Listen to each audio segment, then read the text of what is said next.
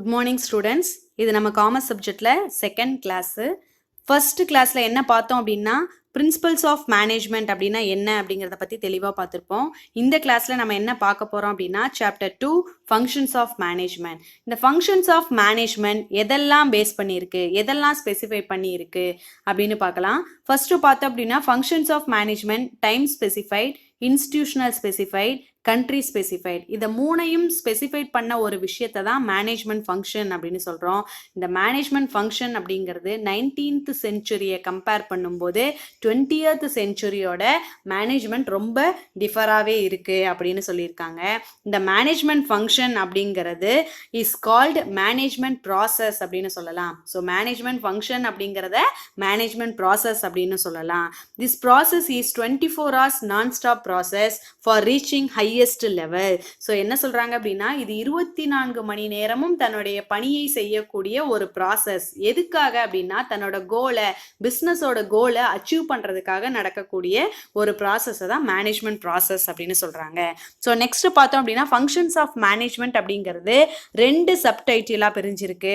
First பார்த்தோம் அப்படின்னா main function, second பார்த்தோம் அப்படின்னா சப்ஸ்டரி ஃபங்க்ஷன். ஸோ மெயின் ஃபங்க்ஷன் அப்படிங்கிறது முதன்மை பணிகள் அப்படின்னு சொல்லுவோம். சப்ஸ்டரி ஃபங்க்ஷன் அப்படிங்கிறது இரண்டாம் நிலை பணிகள் அப்படின்னு சொல்லுவோம். ஸோ மெயின் ஃபங்க்ஷனில் 7 டிவிஷன் இருக்குது, சப்ஸ்டரி ஃபங்க்ஷனில் 4 டிவிஷன் இருக்குது. அது என்ன அப்படிங்கிறத பற்றி தெளிவாக பார்ப்போம். ஸோ ஃபஸ்ட்டு பார்த்தோம் அப்படின்னா பிளானிங் அப்படிங்கிறது லுக் பிஃபோர் யூ லீப். அதாவது லுக் பிஃபோர் யூ லீப் அப்படிங்கிறது என்ன சொல்கிறாங்க அப்படின்னா ஆழம் தெரியாமல் காலை விடாதே. திங்க் பிஃபோர் யூ லீப், செயல்படுவதற்கு முன் நீங்கள் சிந்தியுங்கள் அப்படின்னு சொல்லுவாங்க. ஸோ இது ஒரு வழக்கமான பழமொழிகளில் ஒன்று தான். ஆனாலும் ஒரு திட்டமிடுதலுக்கு, ஒரு பிளானிங்குக்கு ரொம்ப அடிப்படையான ஒரு விஷயம் தான் இந்த 2 பழமொழிகளும் அப்படின்னு சொல்லலாம். ஃபார் எக்ஸாம்பிள் சொல்லணும் அப்படின்னா ரைட்டிங் எ புக். ஸோ ஒரு புக்கை எழுத போகிறோம் அப்படின்னா நம்ம ஃபர்ஸ்ட் என்ன பண்ணணும் அப்படின்னா பிளான் பண்ணணும். என்ன எழுத போகிறோம், எதை பற்றி எழுத போகிறோம், என்னெல்லாம் எழுத போகிறோம், ஸோ என்ன கான்செப்ட் இருக்கணும் அப்படிங்கிறது நம்ம ஃபர்ஸ்ட் பிளான் பண்ணியிருக்கணும் அப்படின்னு சொல்கிறாங்க. ஸோ அதனால தான் ரைட்டிங் எ புக் அப்படிங்கிறத எக்ஸாம்பிளாக கொடுத்துருக்காங்க. So planning is a reviewing of future need so that present action can be adjust to the view of established goal. So என்ன சொல்கிறாங்க அப்படின்னா நம்ம என்னெல்லாம் செய்ய போகிறோம் அப்படிங்கிறது ஃப்யூச்சரில் நடக்கக்கூடிய ஒரு கோலை அச்சீவ் பண்ணுறதுக்காக ப்ரெசன்ஸில் எடுக்கிற ஆக்ஷனுக்கு பேர் தான் பிளானிங் அப்படின்னு சொல்கிறாங்க. இதை விட சிம்பிளாக சொல்லணும் அப்படின்னா என்னெல்லாம் செயல்பட வேண்டும், எங்கு, எப்படி, யார் அதை செய்ய வேண்டும் அப்படிங்கிறத தெளிவாக தீர்மானம் பண்ணுற ஒரு விஷயத்தை தான் பிளானிங் அப்படின்னு சொல்கிறோம். நெக்ஸ்ட் பார்த்தோம் அப்படின்னா ஆர்கனைசிங். ஸோ ஆர்கனைசிங் அப்படிங்கிறது என்ன அப்படின்னா ஒழுங்கமைத்தல் அப்படின்னு சொல்கிறாங்க. Organising is the process of establishing harmonious relationship among the member. So ஒருத்தங்களுக்கு ஹார்மோனியஸ் ரிலேஷன்ஷிப், ஹார்மோனியஸ் அப்படிங்கிறது ஒரு இணக்கமான ஒரு உறவு, பரஸ்பர உறவு இருக்கணும். யாருக்கும் ஒரு நபருக்கும் இன்னொரு நபருக்கும் இடையே ஒரு இணக்கமான உறவுகள் இருக்கணும். Organization function work is assigned to the employee who are given authority to carry out to the work assigned and made accountability for it. யாருக்கு ஒரு விஷயத்தை, ஒரு தொழிலை செய்யறதுக்கு கொடுக்குறாங்களோ அவங்களுக்கு ரெஸ்பான்ஸ் கொடுத்து அந்த ஒர்க்கை கரெக்டாக முடிச்சு கொடுக்கறது ஒரு ஆர்கனைசிங் ஃபங்க்ஷன் அப்படின்னு சொல்கிறாங்க. தென் நெக்ஸ்ட் பார்த்தோம் அப்படின்னா ஸ்டாஃபிங். ஸோ ஸ்டாஃபிங் அப்படிங்கிறது என்ன அப்படின்னா கரெக்டாக சிம்பிளாக ஒரே வேர்ட் என்ன அப்படின்னா placing to the right person to right job. சரியான நபரை சரியான ஒரு பொசிஷன், சரியான ஒரு வேலையில் பணிக்கு அமர்த்துறது தான் பணி அமர்த்துதல் அப்படின்னு சொல்லுவாங்க. ஸ்டாஃபிங் அப்படிங்கிறது எதெல்லாம் இன்க்ளூட் பண்ணியிருக்காங்க அப்படின்னா பல விஷயத்தை இன்க்ளூட் பண்ணியிருக்காங்க. ஃபர்ஸ்ட் பார்த்தோம் அப்படின்னா promotion to the best person. ஒரு பெஸ்ட் பர்சன் ஆர்கனைசேஷனில் இருந்தாங்க அப்படின்னா அவங்களுக்கு ப்ரமோஷன் கொடுக்கறது ஒரு ஸ்டாஃபிங்கோட ஃபங்க்ஷன் அப்படின்னு சொல்கிறாங்க. Then next retirement of old person ஏதாவது இருந்தாங்க அப்படின்னா அவங்களுக்கு ரிட்டையர்மெண்ட் கொடுத்து அந்த ஜாபில் வேற ஒரு கரெக்ட் பர்சனை சூஸ் பண்ணி அப்பாயின்ட் பண்ணுறத ரிட்டையர்மெண்ட் ஆஃப் ஓல்டு பர்சன் அப்படின்னு சொல்லுவாங்க. Performance of appraisal for all personnel. So மற்ற எல்லா பர்சனல் ஆக்டிவிட்டீஸ்லையும் ஸ்டாஃபிங்க்கு நிறைய இம்பார்ட்டன்ஸ் இருக்குது.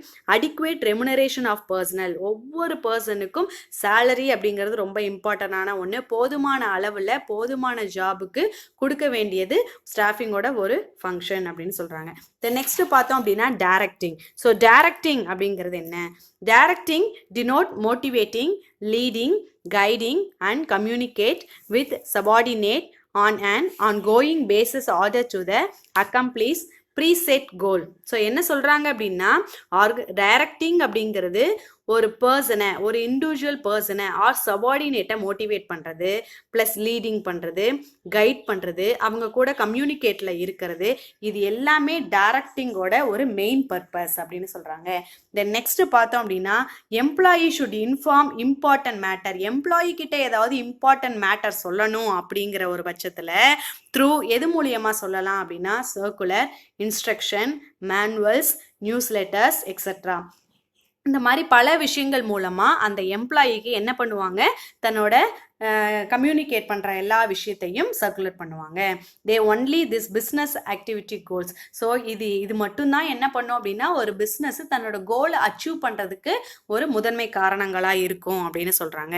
தென் நெக்ஸ்ட் பார்த்தோம் அப்படின்னா controlling. So Controlling is the performed to evaluate to the performance of employee and deciding increment and promotion decision. So என்ன சொல்கிறாங்க, கண்ட்ரோல் அப்படிங்கிறதுனா என்ன அப்படின்னா ஒரு கட்டுப்பாடு, அதாவது கட்டுப்படுத்துதல் அப்படின்னு சொல்லலாம்.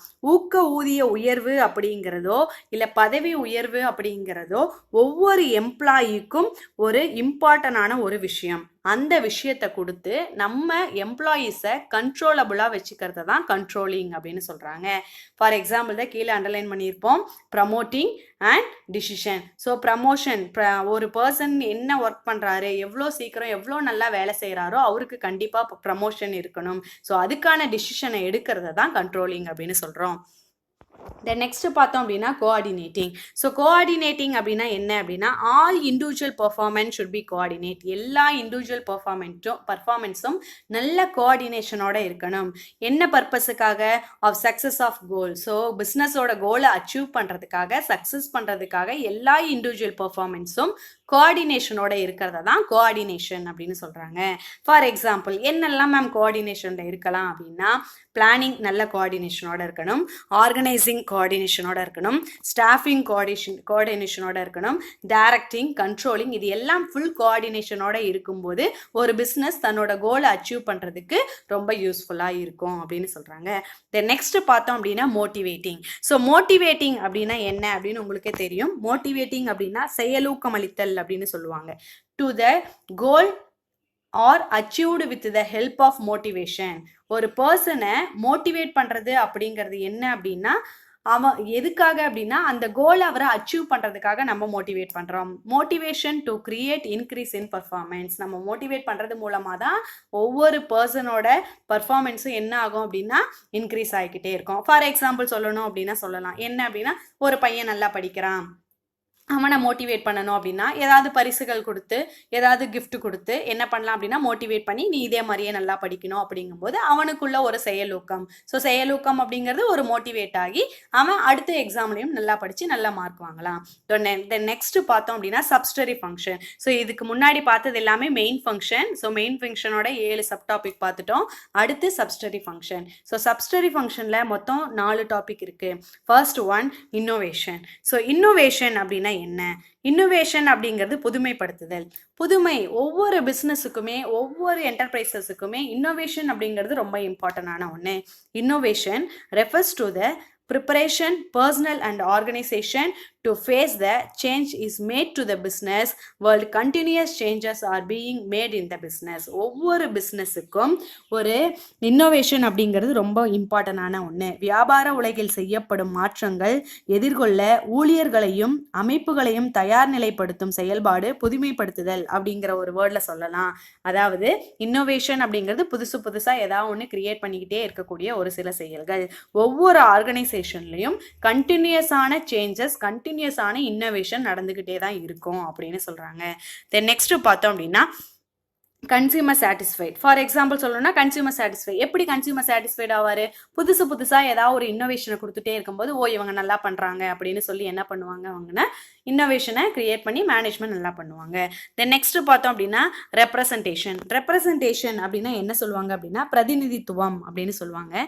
எ management has to be act as representative of a company. ஒரு கம்பெனியில் ஒரு மேனேஜர் எப்படி இருக்கணும் அப்படின்னா ஒரு ரெப்ரசன்டேட்டிவாக இருக்கணும், ஒரு பிரதிநிதியாக இருக்கணும் அப்படின்னு சொல்கிறாங்க.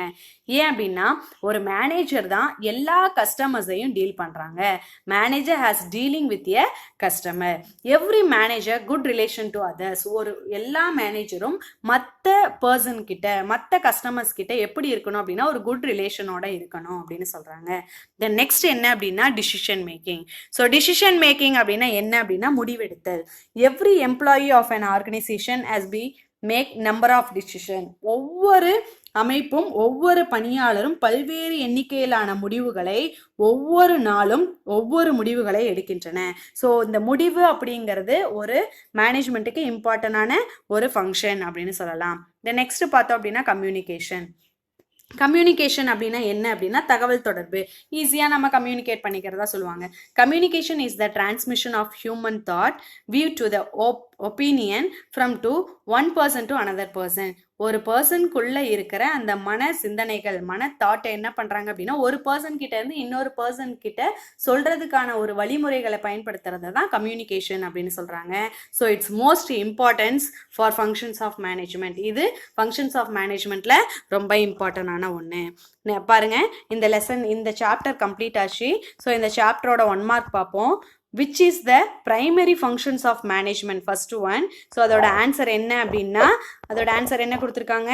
பிளானிங். ஸோ இது correct answer. which of the primary function அப்படிங்கிறது மேனேஜ்மெண்ட் அப்படிங்கிறது பிளானிங் அப்படின்னு சொல்றாங்க. தென் செகண்ட் பார்த்தோம் அப்படின்னா which of the following is not main function? எது நாட் மெயின் ஃபங்க்ஷன் அப்படின்னா டிசிஷன் மேக்கிங். ஏன் அப்படின்னா அது சப்சிடரி ஃபங்க்ஷனுக்குள்ள வரும். தென் நெக்ஸ்ட் பார்த்தோம் அப்படின்னா distribution of work in group wise or section wise. Group வைஸும் செக்ஷன் வைஸும் எதை சொல்லியிருக்காங்க அப்படின்னா ஆர்கனைசிங்கை சொல்லியிருக்காங்க. தென் நெக்ஸ்ட் ஃபோர்த் பாருங்க which of the following is verification function? Verification ஃபங்க்ஷனுக்குள்ள எது இருக்கு அப்படின்னா கண்ட்ரோலிங். ஸோ இது நம்ம காமர்ஸ்ல செகண்ட் சாப்டர் கம்ப்ளீட் ஆயிருக்கு.